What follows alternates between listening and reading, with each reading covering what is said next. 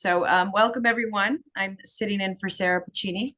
And we are thrilled to have our February Pastimes program kind of get us ready for the month of March and celebrate St. David's Day, and do a little program with a Welsh theme. So we have a very appropriate speaker for a Welsh theme. Mari Morgan is here with us, and she's going to speak a little bit about her new book. First, I will give you a little biography. Mari was raised in the coastal town, and you might have to help me with some of these pronunciations, of Llanelli. Oh, you're close there, Marianne. Llanelli, you got to spit it out through the teeth. Llanelli. I'm not even going to pretend I know. Musician and writer, Mari Morgan was educated at the University of Wales in Cardiff, Trinity College of Music in London, and later at the University of Wales, Trinity St. David. She holds degrees in both music and creative writing and immigrated to the United States in 1996. An acclaimed classical singer with many recordings to her name, she formed and conducts the North American Welsh Choir, a community choir that spans the continent. Mari was awarded the Welsh Heritage Medallion by the National Welsh American Foundation in recognition of her services to Welsh music in America. And I'm not going to try this one. You have to help me with this one completely. Where are you at? Sidoris Agamubro. You can just go for that one. And the Robert Morris Award by the Welsh Society of Philadelphia in recognition for outstanding contribution to Welsh music in North America. Now a naturalized American citizen residing along the banks of the Susquehanna River in Pennsylvania, Dr. Morgan divides her time between the United States and Wales. And we are very fortunate to have her with us today to talk about her new book, Braids of Song. And ladies and gentlemen, it is my privilege and honor to introduce Dr. Mari Morgan. Thank you very much, Marianne. It's my privilege and an honor to be here with you today. Let me just share the screen with you, and then I won't have to think about it. As I say, it's an honor to be with you in what is the pastimes of the Lackawanna Historical Society. I'm especially delighted to share my book with you, The Braids of Song, Weaving Welsh Music into the American Soul.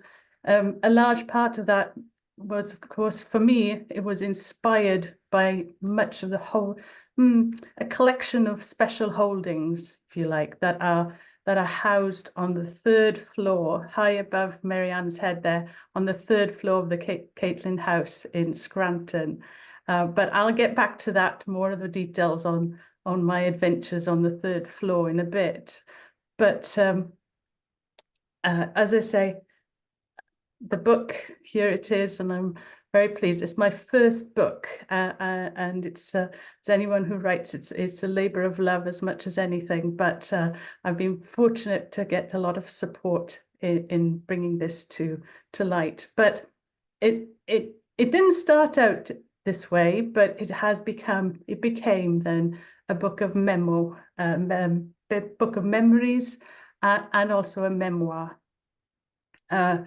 brought together and held together by themes and songs. It wasn't something that was going to be written from start to finish, but rather written in parts and put together in a way, hopefully, that makes sense to the reader and dipped into from time to time as you go along. And if I quote from my book, then the idea for writing Braids of Song began after the death of my father on the 1st of March, 2015, St. David's Day. A Welsh nonconformist minister and a man of his people, he posed 2 questions of me during his final weeks.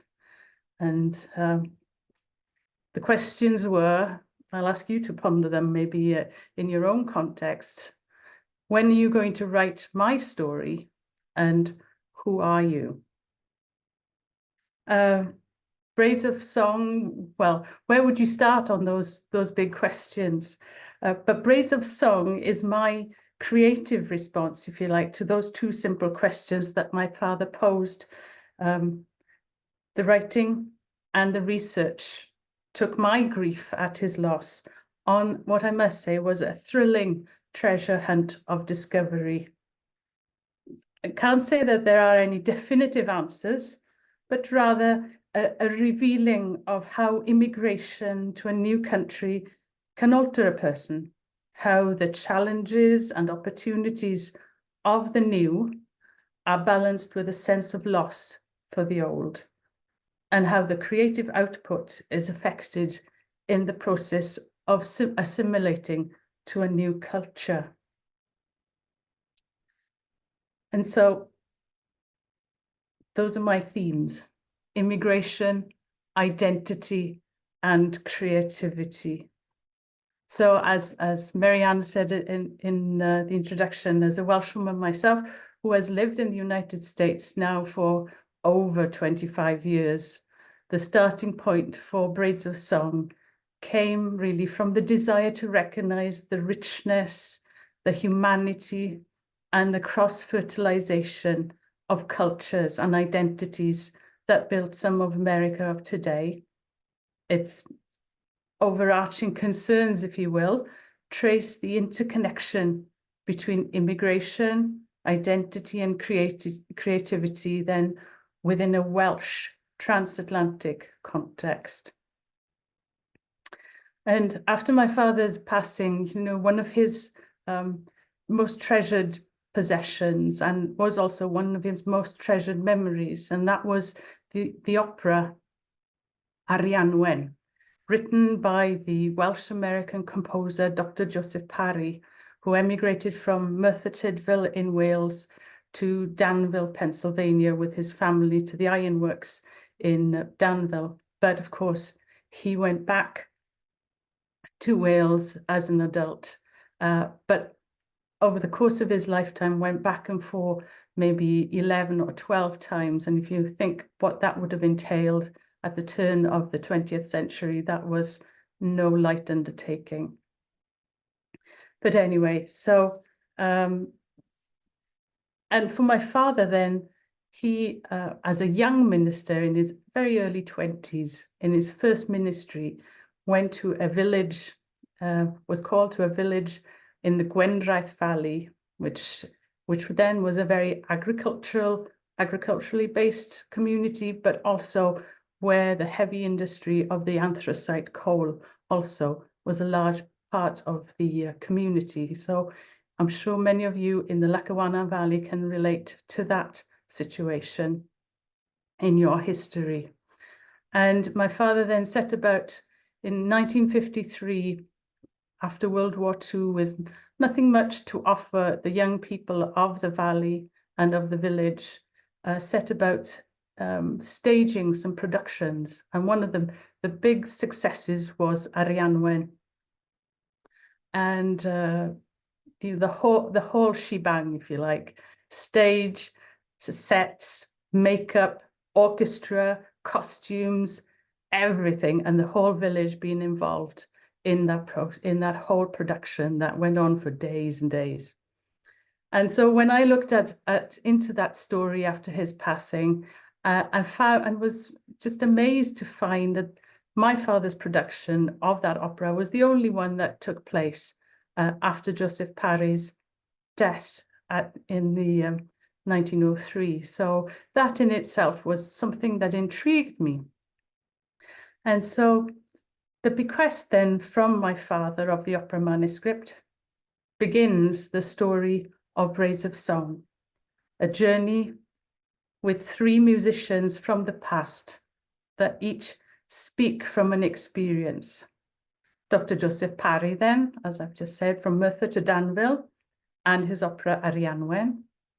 Dr. Daniel Prythro, and I'm sure those of you in the Lackawanna area know that name, the Prythro family, originally from Cwmgyrdd in South Wales, and who emigrated from Cwmgyrdd to Scranton, and then moved on then after a period of time from Scranton to Milwaukee, Wisconsin, before at the end of his life being in Chicago, Illinois. And in the stories of Braids of Song, they are set in Chicago, but of course, with a nod of the hat again to Scranton and the Lackawanna Valley in there as well. And then the third person that I cover in the book, the stories of the book, is Mari Novello, an international Welsh pianist, also at the turn of the 20th century. And her image captured my attention and my imagination when I came across her in the Library of Congress. But each story, each of those three stories, I bring to life, I hope, in monologue format. And they reveal a tale, both real and imagined, overlapping and interweaving in time to show what it is to be an immigrant with a creative soul in the vast land of opportunity that is America. And really, as I said earlier, although it was not my original intention to write about myself, as I looked at their journeys, I was reminded of my journeys and my experiences. The fourth narrative then in the book is my own, in what we call in Welsh in ysgrif, or essay or composition. And so it's really, Braids of Song is really then a medley of reflections and observations then in a Welsh American context.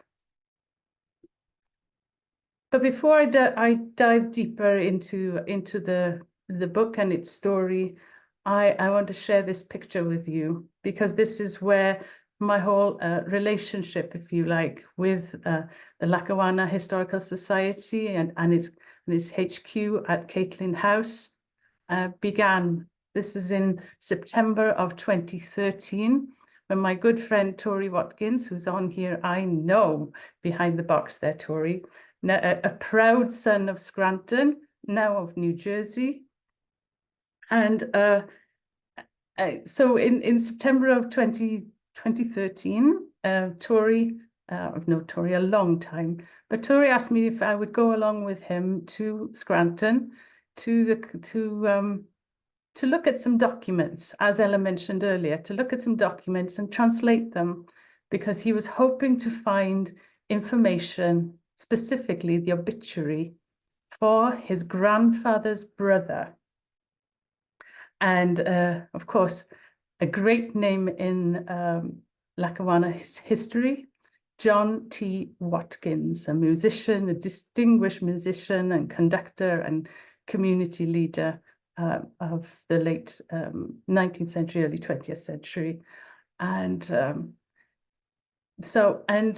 in looking for that obituary, Tori wanted to have a look in the collection of who he thought would have written that obituary. And that was the journalist, the music critic, and the music, to-go-to person, particularly of Welsh affairs in the region, and that was Dr. David E. Jones. So, and in the picture, you can see we're having a great time having a look through all kinds of boxes there in the, I think where it gets turned to be the boardroom, where I think there'd been a board meeting, so there were nice big tables ready for us to spread out. But anyway, on that day, we didn't find the obituary on that day, but that came later. But we had fun looking at some of the documents. So, but several years later, when it became time for me to start my own investigations into Joseph Parry and that Arianwen opera that my father had so proudly talked about, and particularly of the possible performances of that opera in the United States, thinking that he had gone back and forth and he'd done all kinds of concert tours here. Was there a chance that Arianwen had been done in the United States? So for me, the logical place to start was back at the Caitlin House and have a look at those papers. Fortunately for me, in the years that had passed from that September 2013 to 2015, 2016, some of the collection had been collated and catalogued into 59 volumes and 16 boxes, and luckily there was a finder, so I kind of had some guides, but here we go. So this was the collection. This was the gentleman behind the collection, Dr. David E. Jones, and as I like to call him, Dr. Jones. Dr. David E. Jones musical collection on the third floor then in Caitlin House. And you'll see from his dates, that's quite a span there. And then below that on the screen is the word Daralaw, which was his pen name. And it comes out in his writings of his entries into competitions. And that's also included in my book. So to go back to quoting from my book then, I'll share with you, on reflection, many of my inquiries stemmed from information discovered and gathered from one main source, an invisible ghost-like figure whose presence was never far away from my mind. Never, to my knowledge, never previously examined in a scholarly fashion. The collection of Dr. David E. Jones of 1867 to 1948 of Scranton, Pennsylvania, where he was a resident of Taylor, Pennsylvania, demands really special mention. Dr. Jones was a journalist, educator, musician, community leader, and chronicler of Welsh America. Indeed, I have to say, I'll just put it out there. I think he needs his own book, really, with his tremendous contribution. But I searched for information to confirm Dr. Joseph Parry's performance of Arianwen during his tour to America in 1899. What I discovered over the course of some dozen or more visits to the collection would change the trajectory and scope of my project. The collection numbered well over 20,000 items in scrapbook binders, photographs, personal correspondence, and book manuscripts. At times, I have to admit, I was overwhelmed with the bulk of new information and the weight of responsibility in how to tell the story. Through his musical lens, he shone a spotlight on the world between 1892 and 1948, highlighting developments in culture, politics, national identity, international relations, institutions, artists, Wales, and more. Not simply a collection, to my mind, this amazing find included first-hand writings about the other artists I was researching. Dr. Jones had known many of these personally, such as Dr. Joseph Parry and Dr. Daniel Prothero. So Dr. Joseph Parry, and so the author, the composer of Arianwen, and you see that clip there, that clipping from the collection is a rare early picture of Joseph Parry. It's not at the National Library of Wales. It's in Scranton at the Lackawanna Historical Society. So, but that's a rare early picture of Joseph Parry. And then the other person was Dr. Daniel Prothero, and he in the collection there is a lot of material about Daniel Prothero, and also the correspondence between them, the two men, which is a fascinating find. In fact, it was if you look at his demeanor there, that picture was also in the collection, and it spoke to me in a creative way. The cut of the suit, and the words that Dr. Jones wrote about his friend sort of tweaked my mind, if you like, especially when Dr. Prothero's grandniece had told me that he, before he emigrated to Scranton as a 19-year-old boy,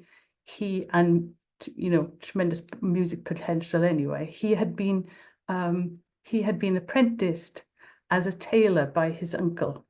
So in time, he became, America would allow him to be the musician he was destined to be, but he also had an appreciation for fine clothing.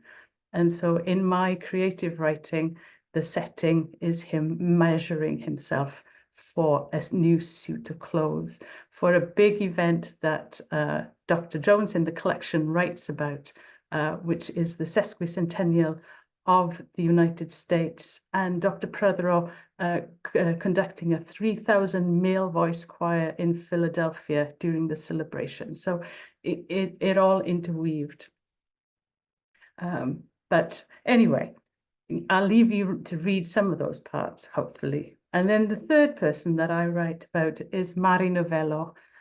There's the picture from the Library of Congress on an ocean liner going from Wales to Florida. The fur coat not really suitable for Florida at that point, but she also went to New York and was and while she was not really acquainted, Dr. Jones was not acquainted with Mari Novello. She is listed in his index, and coincidentally, he was a friend to her adoptive mother and mentor, Clara Novello Davis. There's correspondence in the collection. But back to Dr. Jones again. Early on then, I was struck by the clippings of a series of articles Dr. Jones had kept from the New York Times magazine entitled Folk Songs of America, 1927. In each installment, he had clipped his great clipper. In each installment, the feature focused on different types of songs. They ranged from pioneer tunes to jail ballads and spirituals, from shanty boy lays to outlaw ballads, from banjo tunes and work shanties to Appalachian fiddle tunes and old poetic ballads. Through Dr. Jones's selections, I could see the whole world, not just Wales and America, but the febrile events in music after World War I, which were all coming to New York.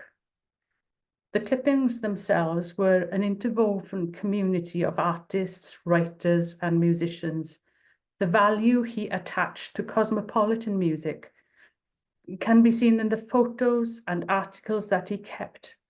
Among these were insights into post-World War I through Paderewski, the buildup of fascism with the Nazi destruction of markers to Jewish musicians such as Mendelssohn, and a story from the Russian Revolution, explored in the article Bolsheviks Storming the Winter Palace, Petrograd, an 11-year-old prodigy met a prodigious event, are the details of the scramble by conductors to debut Shostakovich in New York.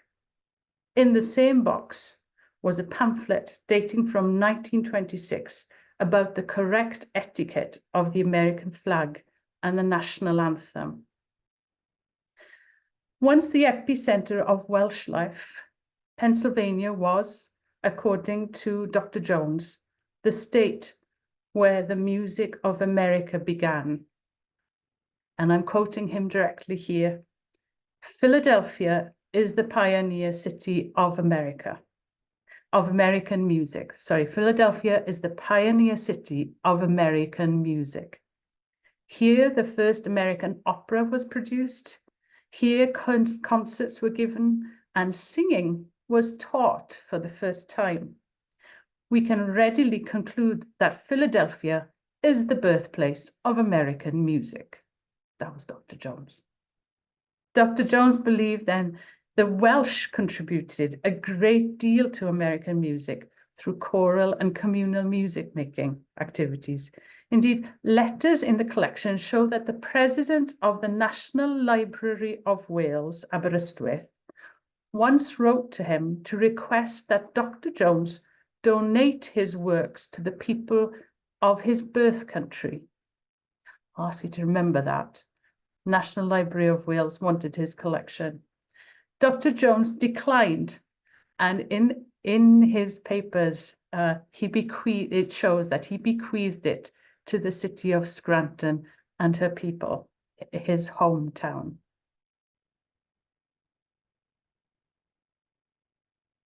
So time and again, during the writing of the of the creative parts, the parts that weren't non-fiction. I returned to my research notes and database of Dr. Jones's material for a spark of inspiration, much as a flaneuse, if you like, strolling the boulevards of its shelves and boxes. They never let me down. Converting the research and inspiration into creative imaginings was the next step, as my wanderings with the people and their lives turned into life writing.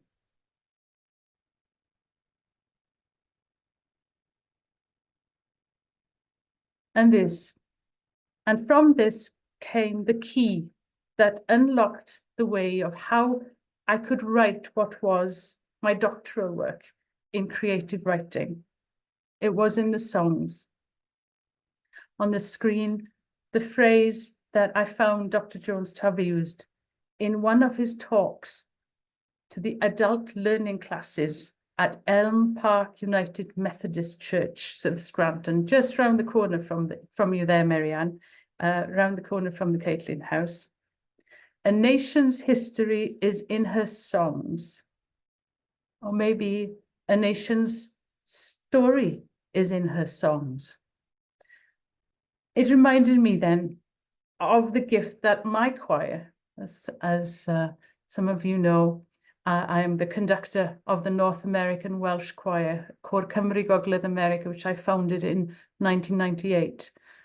But it was a gift that the North American Welsh choir gave me when I became a US citizen in 2002. The packet of songs. And from my book, "We chose them especially for you," said Nancy for the group. It was a collection that had been carefully selected for me to sing from a wide range of Native American ballads to Appalachian folk songs, African American spirituals to Shaker melodies and Moravian hymns and Hawaiian airs to Spanish lullabies and even jazz numbers.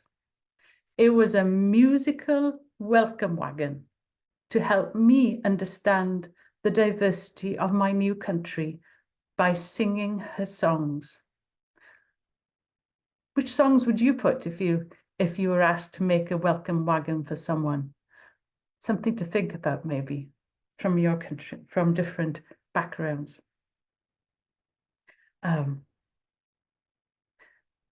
So as I said, a nation's history is in its songs, and Daralaw, Dr. Jones wrote that. I've been very fortunate to find harmony in the mixed identities of the immigrant, the Welsh and the American, as if in the blending of two braids of a river. It has not always flown smoothly, for immigration, as John Berger says, to dismantle the center of the world, to move into a lost, disoriented, to move into a lost, disorientated one of fragments. We all look for our place in the new homeland. Perhaps, maybe, if I had known how hard it would be, I might not have embarked on the journey. But through music making, and new friendships, the experience has been one to treasure. But as to Braids of Song as a whole, it is intended as a celebration of life in stories. Every song has its story, and each story has its song, with the voice of the singer or the singers being the storyteller. Blending identities, braiding cultures, and weaving songs have been my main themes as a grand concert in words. Who are you? In returning to my father's questions, what am I? This was the question I grappled with while getting beneath the skin of the characters that I'd chosen to write through in Braids of Song. What were they, I posed? Were they Welsh or American? Did their answers influence how they lived their music? Would they have been able to answer these questions if I were to interview them? Or would they be as reticent as I have been at times? Would they be in accord with me in quoting Walt Whitman, "We contain multitudes"? In writing, I've tried to maintain the soft eyes of the calm observer to see the wider perimeter. I guess it'll be up to you to decide whether I've been successful or otherwise. And as I mentioned, the National Library of Wales wanted Dr. Jones's collection, and as a nod of the hat, if you like, the tip of the hat to Dr. Jones of Taylor, Pennsylvania, my book, Braids of Song, was published in Wales and launched at a splendid musical event held at the National Library of Wales in Aberystwyth on July the 4th, note the date, July the 4th, 2023. My choir, the North American Welsh Choir on tour, gave a rousing concert to a capacity audience. And high above the stately landmark building flew the flags of the Red Dragon of Wales and the Stars and Stripes of the United States.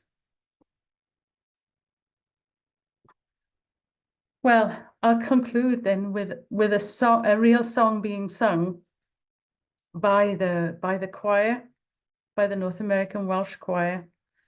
The song with words written for us by the poet, the great poet, Mererid Hopwood, the Archdruid of Wales now, in celebration of the immigration experience. Sung, as you'll see, at the Welsh Parliament, inspired by the sonnet of Emma Lazarus on the Statue of Liberty, which I'm sure you all know those words. The choir will sing in Welsh, but I'll give you Mererid's translation or English version anyway. The words go, "Where ebb and tide at water's side keep flowing beyond the busy crowd, you'll find a light to guide your night and lead you through every stormy cloud. A light that shines a pathway across the wildest sea, a light from deep inside, a heartbeat, the light that sets us free.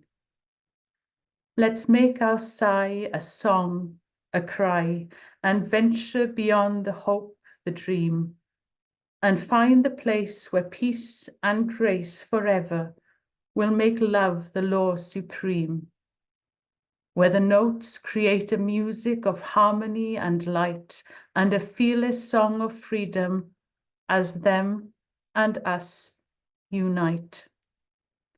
No statue can contain it.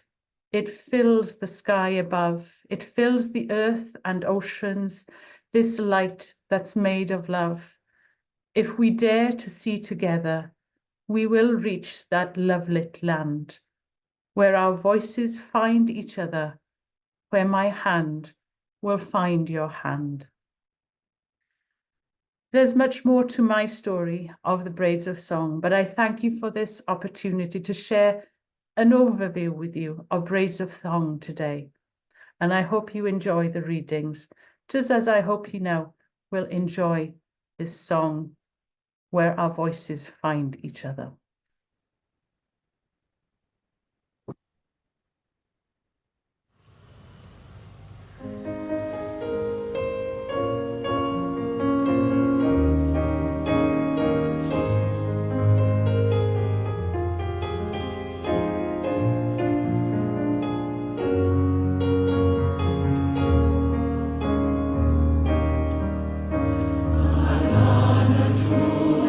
Thank you so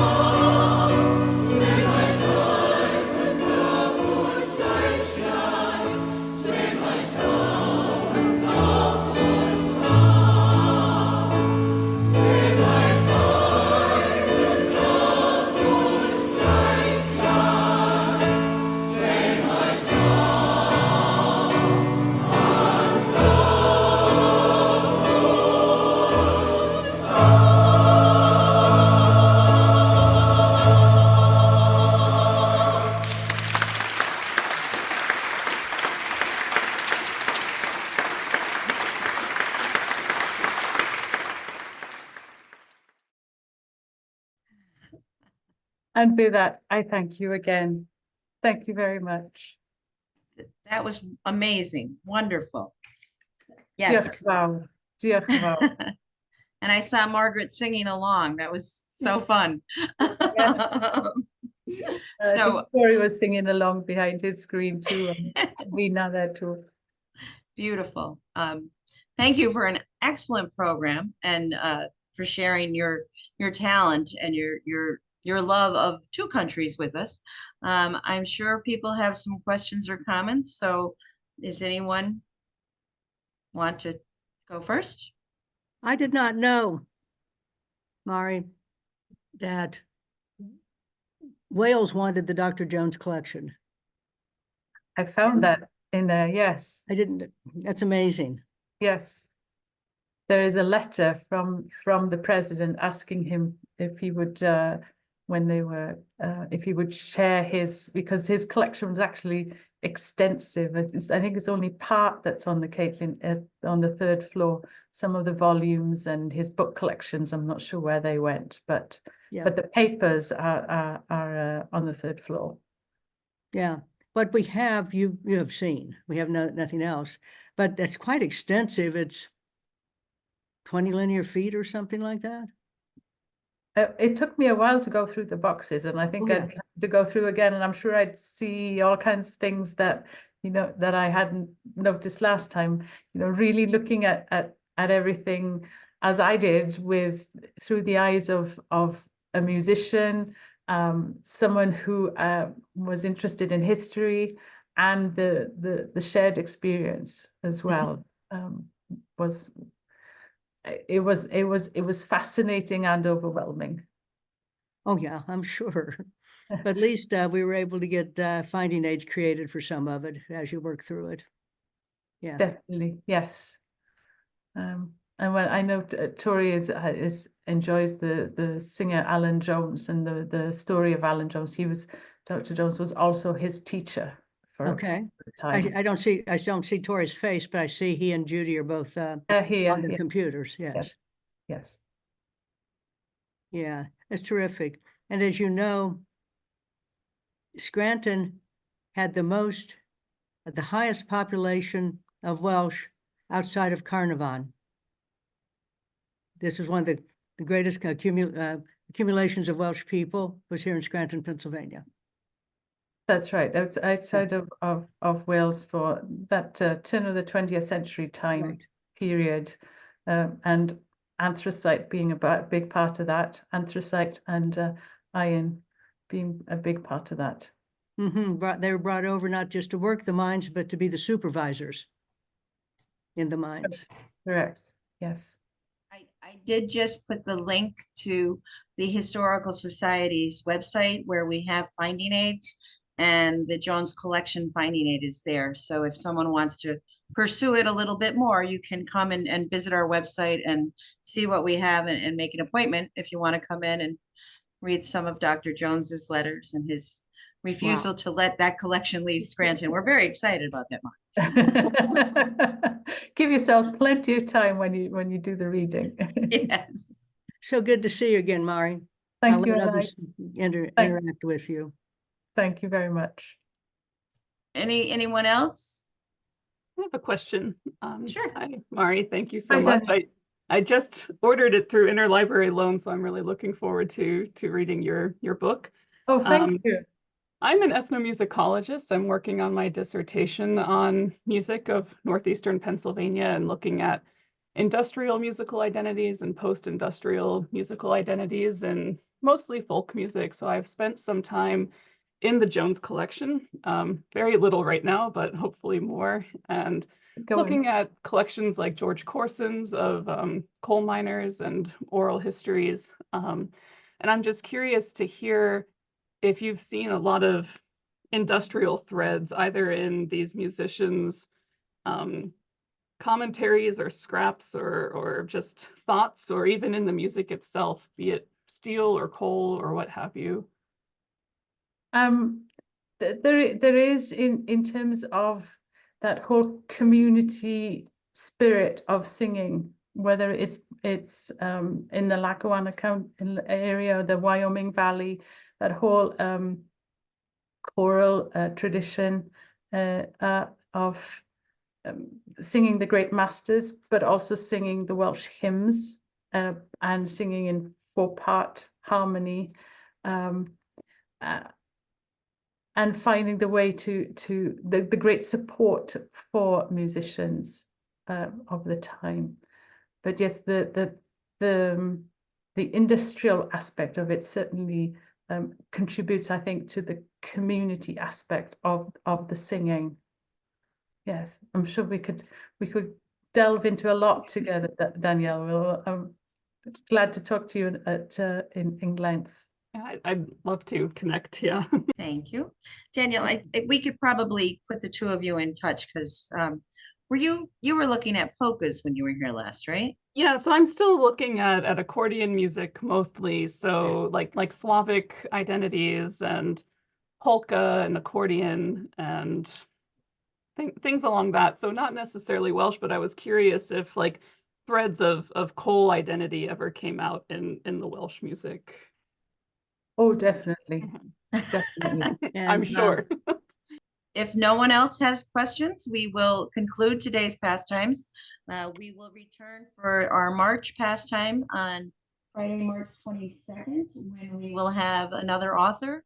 Catherine Young will be speaking about her latest book, which is called Black Diamonds. And if you've seen that book, it's got the George Ennis painting image on the cover, and she's going to talk about the Lackawanna Valley and her how it influenced her writing and led to her stories. So I think that will also be a good one. At this point, I want to wish everyone a happy March and happy St. David's Day as we lead into the new month. And hopefully we'll see you all on the 22nd. Thank you so much for coming.